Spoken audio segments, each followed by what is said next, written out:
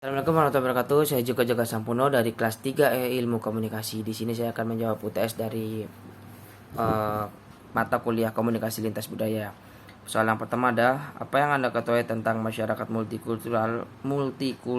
Berikan contohnya. Masyarakat multikultural itu terdiri dari dua kata, yaitu multi dan kultural. Multi yang berarti beraneka ragam atau banyak, dan kultural yang berarti budaya. Jadi masyarakat multikultural itu adalah masyarakat yang mempunyai banyak budaya atau yang terdiri dari berbagai macam budaya. Itu masyarakat multikultural atau kultural, atau bisa juga masyarakat multikultural itu terdiri dari berbagai macam suku yang masing-masing punya struktur budaya yang berbeda-beda. Contohnya seperti masyarakat Indonesia sendiri, karena masyarakat Indonesia mempunyai berbagai macam budaya yang berbeda-beda, mempunyai berbagai macam agama yang berbeda-beda, mempunyai berbagai macam ras yang berbeda-beda. Itu sudah sangat termasuk masyarakat multikultural. Yang kedua ada, apa yang Anda pahami tentang cara pandang, bagaimana kaitannya dengan budaya? Jelaskan beserta contohnya. Cara pandang yaitu cara pandang orang terhadap diri dan lingkungannya yang akan mempengaruhinya dalam berpikir kognitif, bersikap afektif, dan bertingkah laku konatif. Cara pandang terhadap budaya itu seperti contohnya gini. Budaya itu berarti hal yang sering dilakukan di dalam suatu masyarakat itu sendiri. Contohnya seperti ini. Misalnya saya kan orang Jawa. Saya mempercayai bahwa satu suro itu malam yang sakral menurut orang Jawa. Menurut pandangan orang Jawa itu gitu. Malam satu suro itu malam yang sakral, tapi belum tentu menurut pandangan orang lain malam satu suro itu malam yang sakral. Malah ada yang menganggap malam satu suro itu adalah malam yang suci. Malam satu suro itu adalah malam yang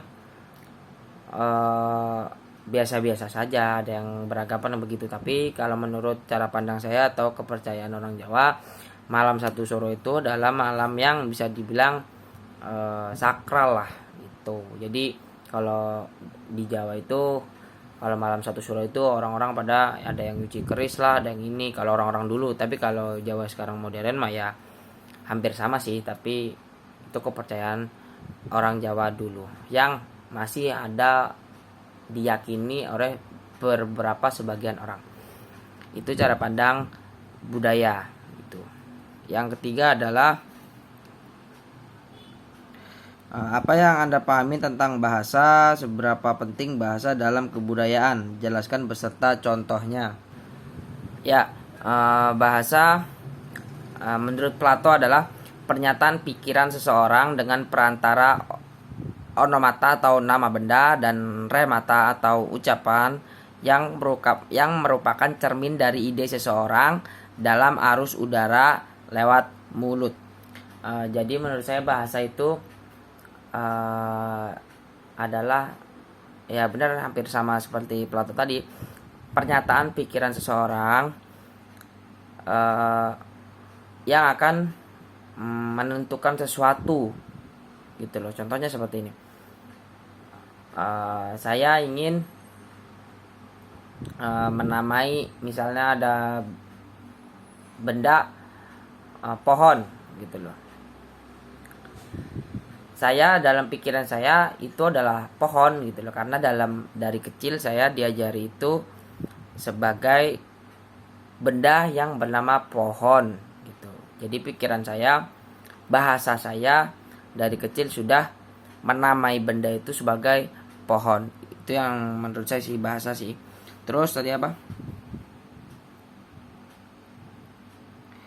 Jadi bahasa itu pikiran seseorang dengan perantara dengan perantaraan nama benda dan ucapan yang merupakan cermin dari ide seseorang. Tadi apa? Seberapa penting bahasa dalam kebudayaan? jelaskan beserta contohnya ya. Menurut saya sangat penting ya bahasa dalam kebudayaan, sangat penting. Contohnya seperti ini. Ya tadi satu suro tadi, misalnya saya sama kakek saya pas satu suro, misalnya saya disuruh nyuci keris atau apa misalnya, dan kakek saya menggunakan bahasa Jawa gitu loh, yang ngomong dengan saya bahasa Jawa gitu loh, dan saya nggak ngerti gitu loh. Jadi percuma gitu. Jadi bahasa itu sangat penting gitu loh. Apalagi bahasa budaya kita sendiri gitu loh. Contohnya saya orang Jawa. Nah, bahasa budaya saya adalah budaya Jawa, bahasa Jawa gitu. Jadi kalau misalnya kakek saya ngomong Jawa untuk nyuruh saya apa-apa, saya nggak ngerti, bisa berabe urusannya, begitu menurut saya sih.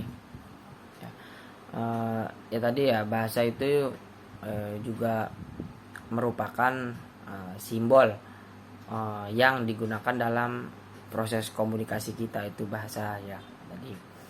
Terus yang keempat adalah identitas memiliki sisi gelapnya. Salah satunya ialah prasangka. Jelaskan apa yang dimaksud dengan prasangka beserta contohnya.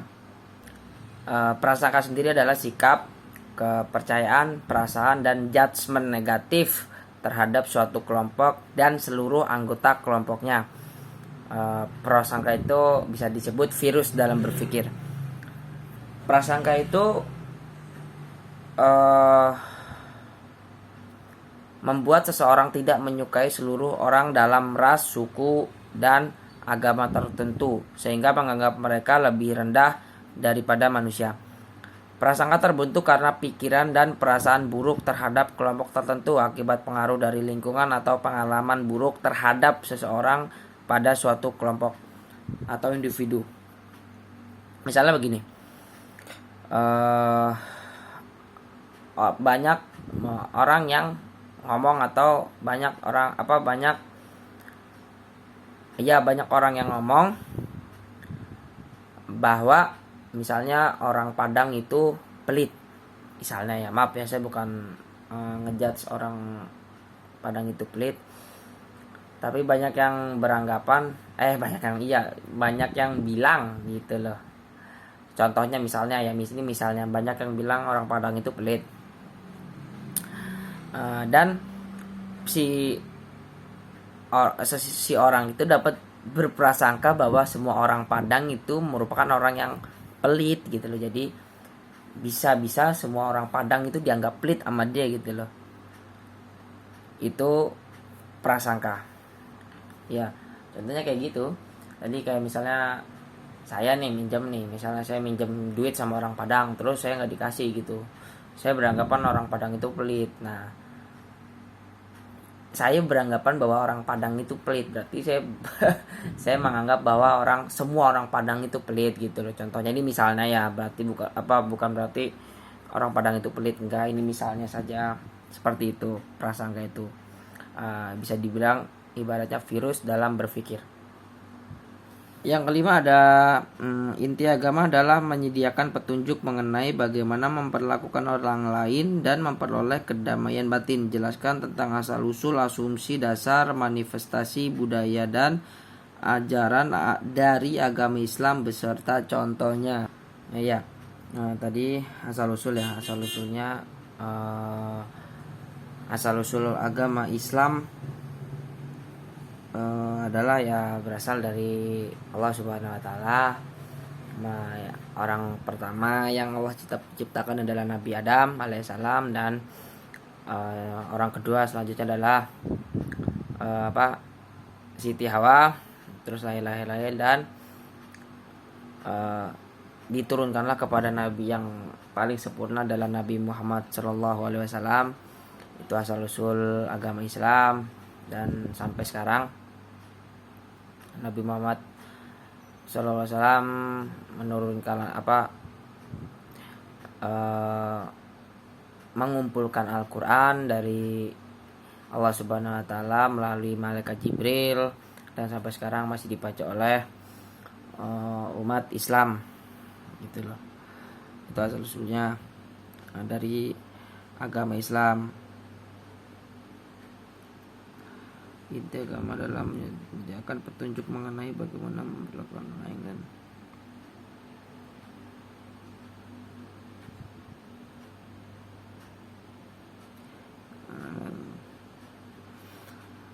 asumsi dasar. Asumsi itu berarti dugaan yang dianggap memiliki unsur kebenaran. Ya, asumsi dasar agama Islam itu adalah kita mempercayai Allah Subhanahu wa taala dan Nabi Muhammad Shallallahu alaihi wasallam. Itu asumsi dasarnya agama Islam, harus percaya kepada Nabi Muhammad dan percaya kepada Allah Subhanahu wa taala. Manifestasi budayanya itu seperti sholat 5 waktu, sholat sunnah dan lain-lain gitu loh. Itu manifestasi budayanya agama Islam. Kita disuruh untuk sholat, berbuat baik, selalu berbuat baik, sedekah, puasa, zakat yang kita keluarkan setiap tahunnya 2,5%-nya itu merupakan manifestasi budaya dari agama Islam. Dan apa ini, asumsi dasar dan ajaran dari agama Islam beserta contohnya, yaitu ajaran agama Islam yang kita disuruh untuk berbuat baik, sholat, ngaji, puasa, dan lain-lain gitu loh. Pada dasarnya agama Islam itu mengajarkan hal yang baik-baik ya.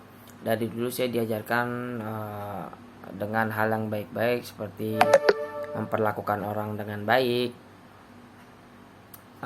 berbuat baik pada orang, menolong orang dan lain-lain. Dan selalu puasa pada saat bulan Ramadan, mengeluarkan zakat dan lain-lain. Itu itu adalah manifestasi budaya agama Islam. Mungkin segitu saja, sekian video dari saya. Kurang lebihnya mohon maaf. Apabila ada kekurangan kata mohon maaf. Wabillahi taufiq wal hidayah. Wassalamualaikum warahmatullahi wabarakatuh. Dadah.